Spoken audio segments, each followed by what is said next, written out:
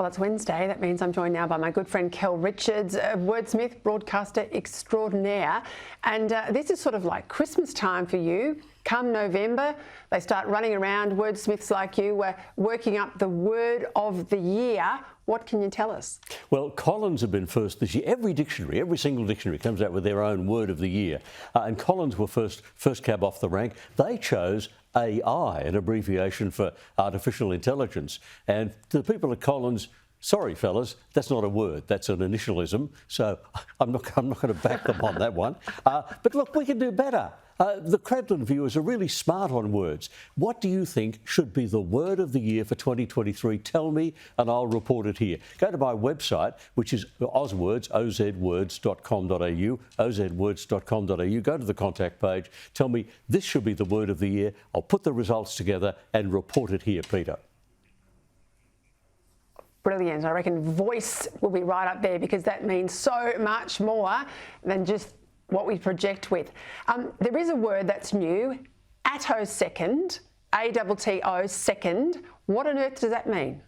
Coined by scientists because they needed a name for a billionth of a second. And you think, why? Well, it's because they're trying to measure the speed at which an atom goes around its nucleus. The atom in the hydrogen atom, the nucleus in a hydrogen atom, whatever it is, that thing, the electron in the hydrogen atom travels around its nucleus in 150 attoseconds. So it's a ridiculously short period of time, but we can use it in our conversation. I'll get back to you on that just in an attosecond from now. Aha. All right, well, one of our viewers wants you to explain this phrase. Her name is Audrey, and the phrase is talking through your hat. First appeared in the New York World newspaper, 1888. This is, I'm sorry, Audrey, but we're not certain. The best guess the experts have is when if someone held a hat in front of their face and their voice was muffled, they would sound like a drunk. They would have slurred, uncertain speech like a drunk, and talking through your hat is having really uncertain, rubbishy speech like a drunk. Now, that's the best idea they've got. They're not certain, but they think, Audrey, that that's the answer. Well, this one came up on Monday night. I caught up with Tony Abbott. He said, please ask Kel this phrase. It's a special request from me, so here it is.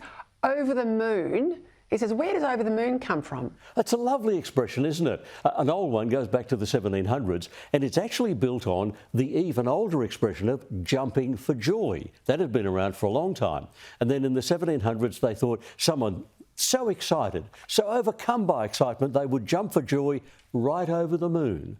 That's where it comes from.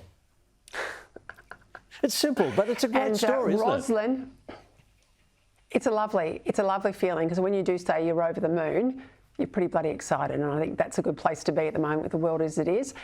Rosalind, another one of our viewers, wants to know, where does the term money laundering come from?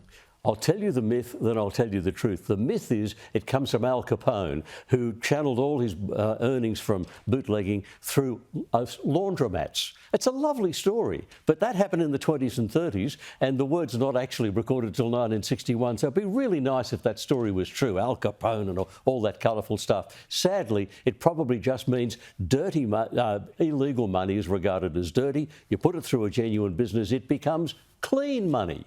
So I'm sorry, the really pedestrian answer is the truth, and the lovely, colourful story about Al Capone is just a myth.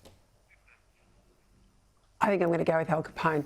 All right, ozwords.com.au. Go there for our word of the year. Put your bid in to Kel, and we'll run with those next week. Thank you as always, Kel. Great to have your company.